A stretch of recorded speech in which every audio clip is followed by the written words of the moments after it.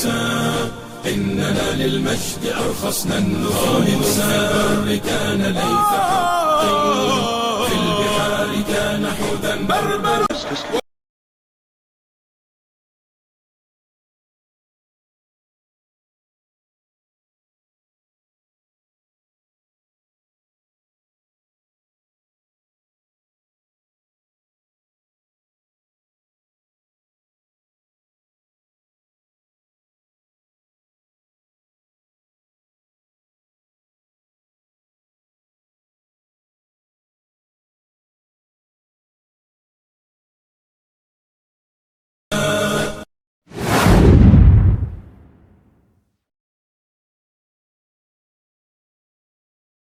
مرحبا، أنا لي الشرف العظيم أني أتواجد هنا في الجزائر باحثاً عن الرئيس ترامب ووزير الخارجية ماركو روبيو لتعزيز الشراكة بين الولايات المتحدة والجزائر. إن هذه العلاقة ذات أهمية بالغة للولايات المتحدة، وأود أن أعرب عن خالص تقديري لحفاوة الاستقبال وكرم الضيافة الذين حظيت بهما. لقد جددت مع الرئيس تبون تأكيدنا على الروابط الراسخة التي تجمع بين الولايات المتحدة والجزائر، وأعربنا عن التزامنا القوي بتعزيز علاقاتنا في المجالات التجارية والأمنية وغيرها من القطاعات. كما شاركت مع الرئيس رؤية الرئيس ترامب حول التعاون في سبيل تحقيق المصالح المشتركة، تحقيق السلام وهزيمة الإرهاب، وتأمين حدودنا وتعزيز التجارة العادلة التي تعود بالنفع على كل من الأمريكيين والجزائريين.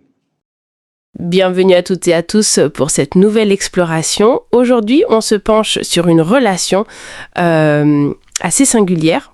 Celle entre l'Algérie et les États-Unis. Oui, et nos sources nous invitent à regarder les liens actuels, bien sûr, mais aussi le passé, avec un accent mis sur la souveraineté algérienne et même, de façon assez intéressante, sur l'héritage de John F. Kennedy. Exactement. L'idée, c'est de voir un peu comment cette histoire et surtout ce principe fondamental de souveraineté, comment ça façonne encore les choses aujourd'hui.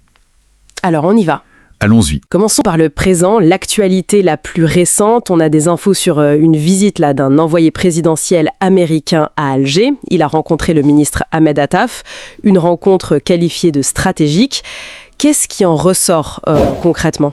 Alors, ce qui est mis en avant, c'est un dialogue qui se veut vraiment d'égal à égal. Les thèmes abordés n'étaient pas légers, hein. Le Sahara occidental, la Libye, évidemment, la sécurité dans la région. Oui. Et puis aussi l'énergie, les investissements. Des sujets vraiment, cruciaux pour les deux capitales. Et le texte sur lequel on s'appuie, il insiste sur un point. Alger ne se sentirait pas, interdit de parler avec Washington. Ça casse un peu une certaine image, non ? Ah oui, complètement. Le message clé qui est véhiculé là, c'est vraiment l'Algérie d'abord. C'est-à-dire que les relations, elles se gèrent en fonction des intérêts nationaux algériens, point. Ok, c'est ça, la souveraineté en action, quoi. Et d'ailleurs, l'analyse suggère que ce respect de Washington pour l'indépendance algérienne, il date pas d'hier.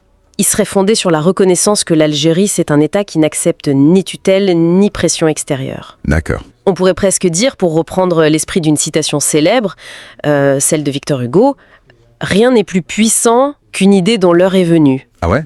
L'idée de cette souveraineté algérienne, elle se serait imposée comme ça, avec cette force-là. Et cette indépendance, cette souveraineté, on la voit aussi apparemment dans la diplomatie menée, parce que le même jour où l'émissaire américain était reçu, l'Algérie renforçait son partenariat avec la Chine.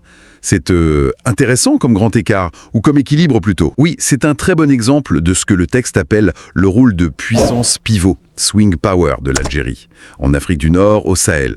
Puissance pivot. Voilà.